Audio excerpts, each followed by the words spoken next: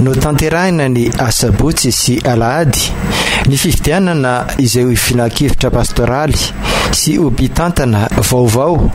eo anivo ny fiangonana Jesosy Mamonjy. Raha saivina moa dia nisy ny disadisa teo anivo ny fiangonana sy ny mpino kristianina no ny tsy fivazahoan-kevitra ka nahatonga ny fanjakana niditra antsehatra tamin'ny fandaminana ary tonga amin'izao fifidianana izao. Natomboka tamin'ny fitoam-pivahana ny fotoana atao anatin'izany ho fitondrana ambavaka ny fizotry ny fifidianana.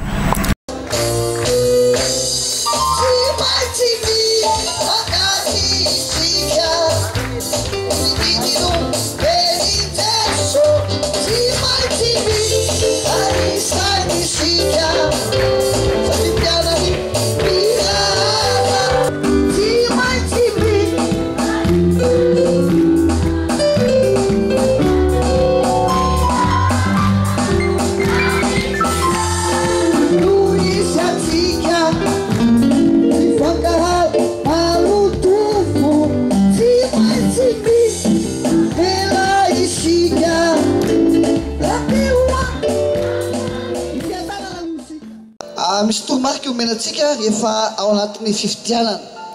Efa miperaperaka daholo ny rafim-pandaminana rehetra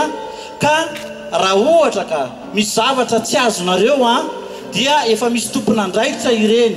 dia amtononareo izy amin'ny fanajana, ampitandremana dia soroatsika mihitsy zany mba tsy hisy famaliana, mba tsy hotezitra na pizitina na ohatr'izany tsika fa samy sarotiny amin'ny asan'Andriamanitra ka mba ho fitandrovana ny filaminana ary mba hampirindra tsara satria indriantsika koa ilay fotoana hoe amin'ny dimy zany dia efa tokony ho vita ny fifidianana ikatona ny fifidianana kanefa raha toka mbola misy olona milahatra eo zany dia tsy azo atao zany no eo amin'izay mbola misy faritra misy pilahatra fa tsy maintsy manatanteraka ny didimasina avokoa isika rehetra ka ny tena mba fiangaviana raha lasana bavy dia mba samy motony ifanaja satria samy zanak'Andriamanitra isika. Tsy mora natongavantsika amin'ity fotoana androany ity ka dia mba mangataka ny famirapo-panahintsika satria zanak'Andriamanitra tsika mora lahatra mora lamina ary azadino fa izao marobe sy olo tena mpanjakana eto hatrany amin'ny ministera hatrany amin'ny préfecture de police ny mason'ny ponina eto Madagasikara dia mitodika eto fiangonana Jesosy Mamonjy ka hopory fotsika amin'izy ireo fa zao endritsika mifanaja isika mifankaty isika andrava ny hevitry ny fisarahana makasitaka raha lasana bavy fa izahay koa dia tena tsy mikery soroka tsy natory andro manalina manao zay sehony voninahitr'Andriamanitra ka dia mifanometanana izany tsika atotosa atsaka ny siandavany anty fifidianana ity ka dia samia hotahian'Andriamanitra isika rehetra ny fahasoavan'ny tompony ho amintsika tsirairay avy. Misaotra tompo. Ireo CPA na komity manokana natsangan'ny fanjakana no nandrindra ny fotoana rehetra tao anatin'izany. Ny andraikitra zany ato dia membre ny CTCA zany hoe comité transitoire du conseil d'administration comité anankiray zany natsangan'ny fanjakana izy io ministère de l'intérieur natsangana vokatra ny tsy fankazoan-kevitra teo amin'ny sampitandrika marimarina koa tao amin'ny membre ny CA membre ny conseil d'administration teo aloha dia natsanga zay mba handrindra sandamina ny zay ny asanay. Zany hoe vaovao mihitsy zany izy io. Vaovao mihitsy io. Misy firinareo no ao anatin'ny efatra amin'ny rahalahy zay no ao anatin'ny CTCA zay no voafity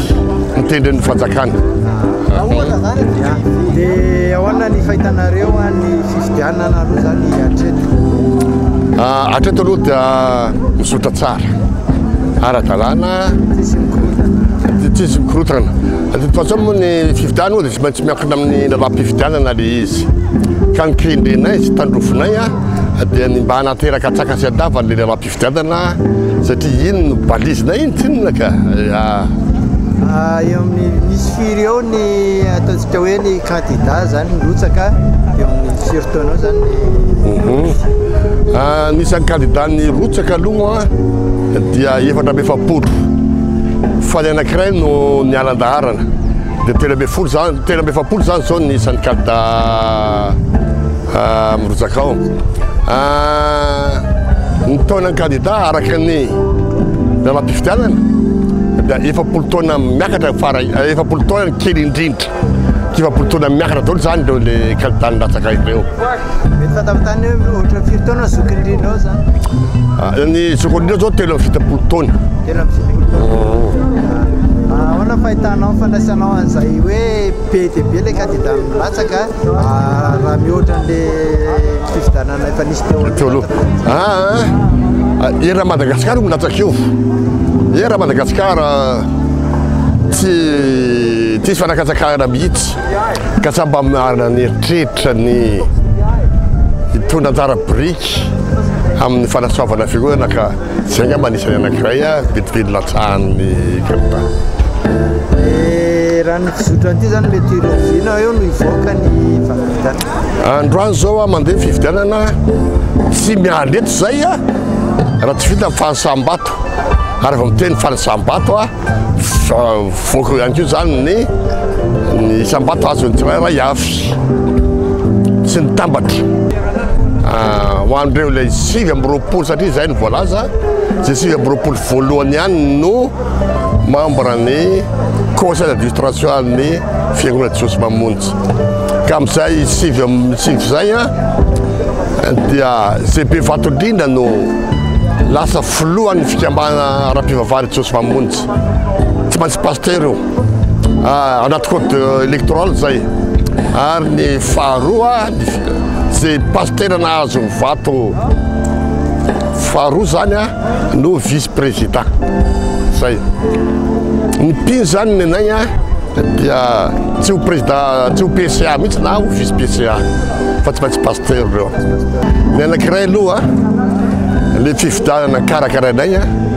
dia atao ampahamarinana zay ny zavatra anankiray lehibe dia lehibe zay ampahamarinana fifidianana zay ataonay amin'ny kristiananay dia ataonay ampahataonan'Andriamanitra ny zavatra zay atao satria Andriamanitra le fahamarinana dia marina zavatra ao avoakanay ao atray no tena amin'ny piny Jesosy Mamonjy rehetra hoe le zay valy mpifidianana ataony ao mana fa milatsaka avy amin'ny olombelona no ny fidy fa araka ny finoanay dia tendraka amin'Andriamanitra izay zay ny finoanay dia tsy maintsy ekena zany any ary ao anatin'ny fitsipika keo moa dia hoe tsy maintsy ekeny kandida zay avao koa hoe indaka moa tsy anekena satria hita fa apahamare tsy mangarara zavatra atao hoe tamin'ny 12 Ramahery vao nanomboka ny fifidianana ny asabotsy atoandro no ny fahasarotany fandaminana satria dia tonga maro dia maro ireo mpino kristianina avy anivon'ny fiangonana Jesosy Mamonjy avy amin'ny faritra manodidina Antananarivo sy ireo avy any amin'ny faritany avy eto Madagasikara ireo zay tsy afaka moa dia nandefa solotena amin'ny alalan'ny procuration mangarahara moa ny fanisambato ary tamin'ny fotoana izay nialanay tena toerana dia mbola ao anatiny fanisambato tanteraka izy ireo ho tanterina amintsika eto ihany ny vaovao farany mahakasika ity fifidianana izay ho filakevitra pastoraly sy mpitantana vaovao eo anivon'ny fiangonana Jesosy Mamonjy eto Madagasikara ity.